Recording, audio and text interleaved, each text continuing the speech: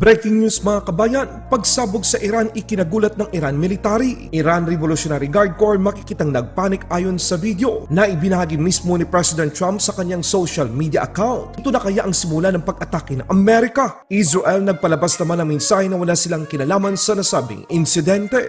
Pinakasensitibo at sekretong spy drone ng Amerika inilahan ng isang open source. Mga RQ-170 Sentinel na kuhaan ng video. Isa na dito ang ginagamit ng Amerika sa Venezuela upang mahuli ang dating pangulong diktador nilang si Maduro. China napikon sa ipinalabas na video ng isang defense contractor ng Amerika kung saan ipinakita na tinarget ito ng mga missile ang isang barkong pandigma ng People's Liberation Army Navy. China, iyakin talaga. China sinasamantala habang abala ang Amerika laban sa Iran. People's Liberation Army Navy at Air Force nagpakita ng puwersa sa bawah di masinlok matapos ang giniwang US at Philippines Maritime Cooperative Activity. Mga fighter jets at bomber ng China armado. Mga pagsabog sa Iran, ikinagulat ng mga residente doon. Nitong Sabado, naitala ang mga pagsabog sa gusali sa Iran sa lungsod ng Bandar Abbas ayon sa lokal na pahayagan. Kasalukuyang hindi pa matukoy ng mga otoridad kung ano ang sanhi ng mga pagsabog. Makikita naman sa isang video ibinahagi ni President Trump sa kanyang social media account ang pagpanik ng military ng Iran sa nangyari. Ang nasabing insidente ay nangyari sa umuusbong na tensyon sa pagitan ng Iran at Amerika. Ayon sa mainstream media sa Iran, naiulat na ang pagsabog ay nangyari sa ikawalong palapag ng gusali at nagresulta ng pagkawasak ng dalawang palapag, mga sasakyan at katabing mga tindahan sa area ng Mualim Boulevard sa nasabing syudad. 14 ang nasugatan at isa ang naitalang nasawi. Isa pang pagsabog ang naitala sa ibang bahagi ng Iran at 4 na katao naman ang nasawi. Agad namang nagpahayag ang Israel na wala itong kinalaman sa anumang insidente. Ito na kaya ang simula ng pagsalakay ng Amerika.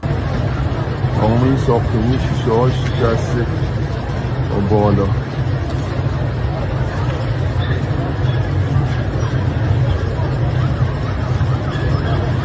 و قلب اومد تو دهنمون پشت خونه ما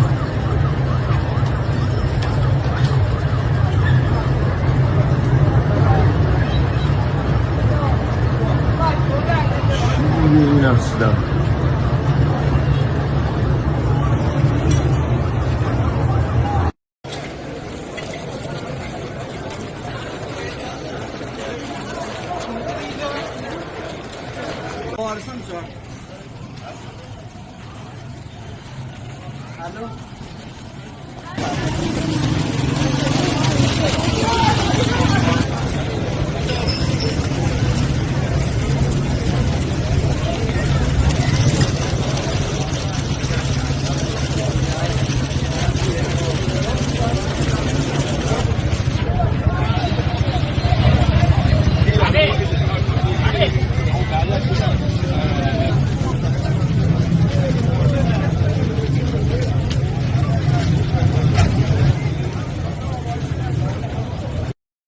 Yes. Are you giving Iran any kind of deadline to make a deal before potentially taking Only military they action? know for sure. Have you communicated that to them Yeah, directly? I have. Do you have a That's not timeline for when you're going to pull back potentially the federal presence there? We'll see how it all works out. You know, they have to float someplace. They might as well float near Iran, but it's a rough situation going on. So I stopped 837 people, as you know, last week from being hung. They were going to hang 830. It was all set.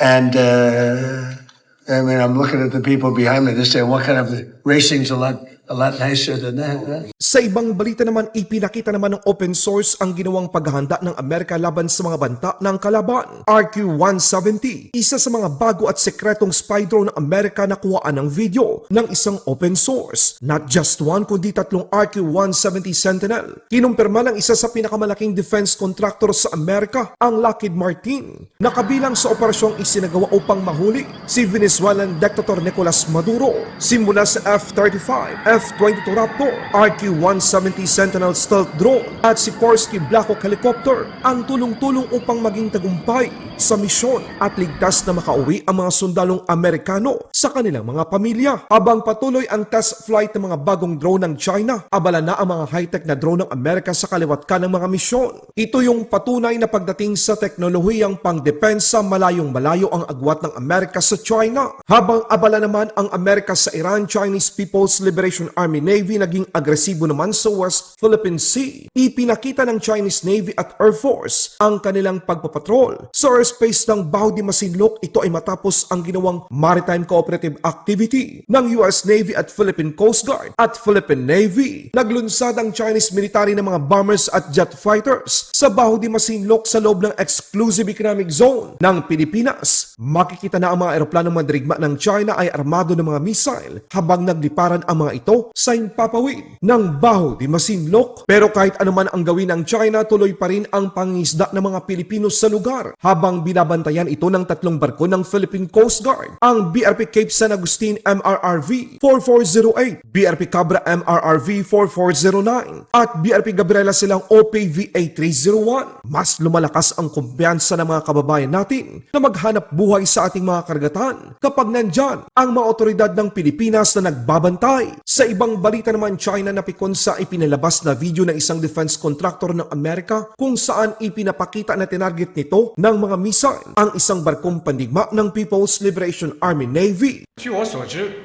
瑞典的军工企业已经撤下了相关视频。我们认为，其他有关方也应该做正确的事。实际上，对于这一类自嗨式的行为，我想对他们说 ：“You wish。” Chinese Foreign Ministry di makamove on. Patuloy na nagbabanta laban sa Pilipinas. Gusto ng China na tanggapin natin na ang West Philippine Sea ay kanila. West, nagkakamali sila dahil hindi isusukok ng mga Pilipino ang aming mga karagatan sa mga Chino. 关于菲律宾海警母部门发言人的言论，我们此前已经阐明中方立场，并向菲方提出严正交涉。